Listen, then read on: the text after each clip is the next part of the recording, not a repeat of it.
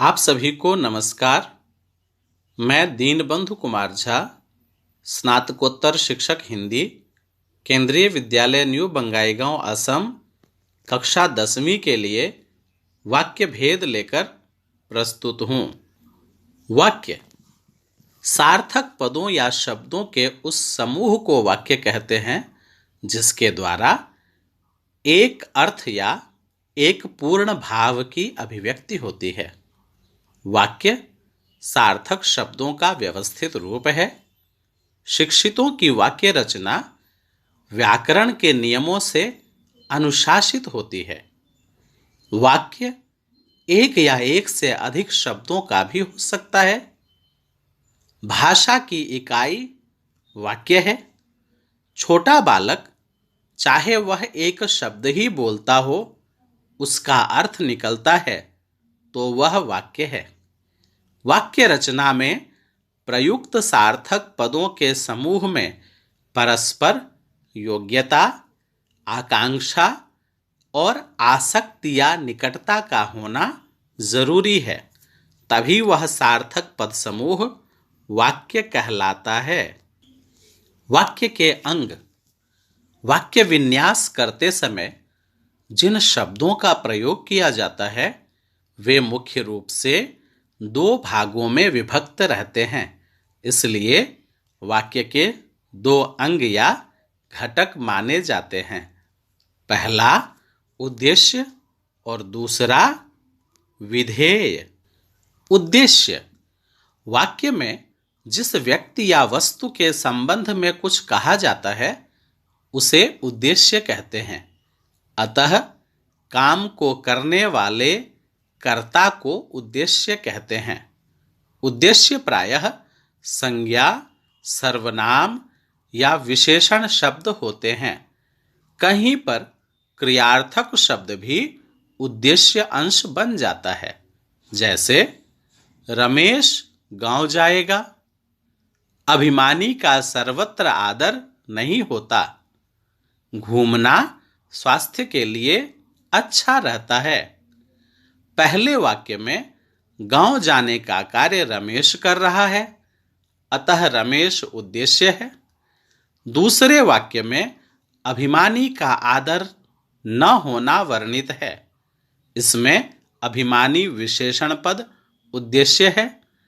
तीसरे वाक्य में घूमना क्रियार्थक शब्द है, जो कि वाक्य में उद्देश्य अंश की तरह प्रयुक्त है। विधेय वाक्य में उद्देश्य के संबंध में जो कुछ कहा जाता है उसे विधेय कहते हैं। वाक्य में क्रिया और उसका पूरक विधेय होता है, जैसे आदमी जा रहा था, वह पढ़ते पढ़ते सो गया। गीता लिखती है। इन वाक्यों में जा रहा था, सो गया और लिखती है विधेय अंश हैं। इनसे उद्देश्य के कार्य का ज्ञान होता है। वाक्य और उपवाक्य। कभी कभी एक वाक्य में अनेक वाक्य होते हैं।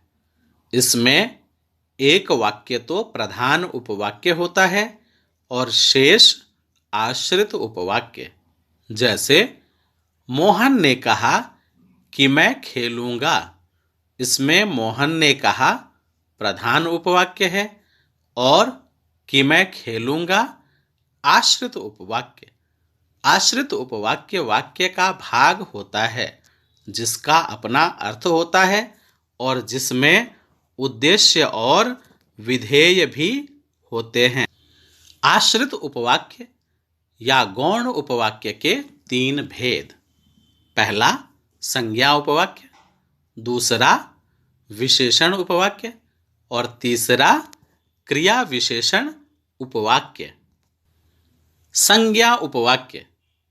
किसी वाक्य में जो आश्रित उपवाक्य मुख्य उपवाक्य की संज्ञा के स्थान पर आते हैं उन्हें संज्ञा उपवाक्य कहते हैं। जैसे केवट ने कहा कि बिना पांव धोए आपको नाव पर नहीं चढ़ाऊंगा। मैं जानता था कि सुमन अवश्य आएगी। अध्यापक ने कहा कि अपने आसपास सफाई रखो। इन वाक्यों में प्रयुक्त उपवाक्य बिना पांव धोए आपको नाव पर नहीं चढ़ाऊंगा, सुमन अवश्य आएगी, अपने आसपास सफाई रखो संज्ञा उपवाक्य हैं। विशेषण उपवाक्य। जो आश्रित उपवाक्य प्रधान उपवाक्य की किसी संज्ञा अथवा सर्वनाम की विशेषता बताता है उसे विशेषण उपवाक्य कहते हैं। जैसे, यह वही लड़का है जिसने कल चोरी की थी। जो परिश्रम करता है उसे अवश्य सफलता मिलती है। यहाँ जिसने कल चोरी की थी और जो परिश्रम करता है ऐसे आश्रित उपवाक्य हैं जो क्रमशः लड़का संज्ञा तथा उसे सर्वनाम की विशेषताएं बताते हैं। अन्य उदाहरण, मैंने जिसके लिए झूठ बोला था वह तो दिखाई भी नहीं दिया। यह वही भारत देश है जिसे कभी सोने की चिड़िया कहा जाता था। क्रिया विशेषण उपवाक्य। जिस आश्रित उपवाक्य का प्रयोग क्रिया विशेषण की भांति किया जाता है, अर्थात जो आश्रित उपवाक्य प्रधान उपवाक्य की क्रिया की विशेषता बताता है, उसे क्रिया विशेषण उपवाक्य कहते हैं। जैसे, यदि बोलना नहीं आता तो चुप रहना चाहिए। जब तुम स्टेशन पर पहुंचे तब मैं घर से चला। यहाँ मुख्य वाक्यों की क्रियाओं चलना और चुप रहना की विशेषताएं समय तथा शर्त बताई जा रही है। अतः ये क्रिया विशेषण उपवाक्य हैं। अन्य उदाहरण, जिधर हम जा रहे हैं उधर आज कोई नहीं गया। बच्चे वैसा ही करते हैं जैसा उन्हें सिखाया जाता है। रचना के आधार पर वाक्य के भेद। पहला, सरल वाक्य, दूसरा संयुक्त वाक्य और तीसरा मिश्र वाक्य। सरल वाक्य।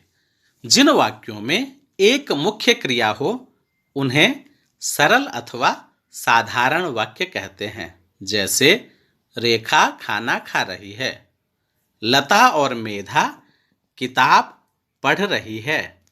संयुक्त वाक्य।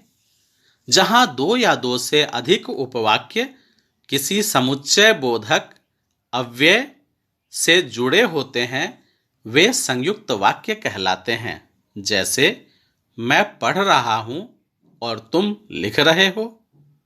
राम बहुत कंजूस है किंतु वह पैसे खूब खर्च करता है।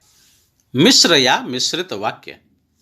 जिन वाक्यों की रचना एक से अधिक ऐसे उपवाक्यों से हुई हो जिनमें एक प्रधान उपवाक्य तथा अन्य आश्रित अथवा गौण उपवाक्य हों। जिस वाक्य में एक प्रधान उपवाक्य और उसके आश्रित एक या अनेक उपवाक्य हों। जैसे, कुसुम ने कहा कि वह कल कानपुर जाएगी। राधिका को पुरस्कार मिला क्योंकि उसने एक अच्छा गीत सुनाया था। मयंक, जो भीम गली में रहता है, मेरा दोस्त है। जो मेले में खो गई थी, यह वही लड़की है। तो इस प्रकार वाक्य भेद का पाठ संपन्न हुआ। मुझे उम्मीद है कि आपको इससे अवश्य लाभ होगा। आप मेरे वीडियो को लाइक और शेयर ज़रूर करिए। धन्यवाद। जय हिंद।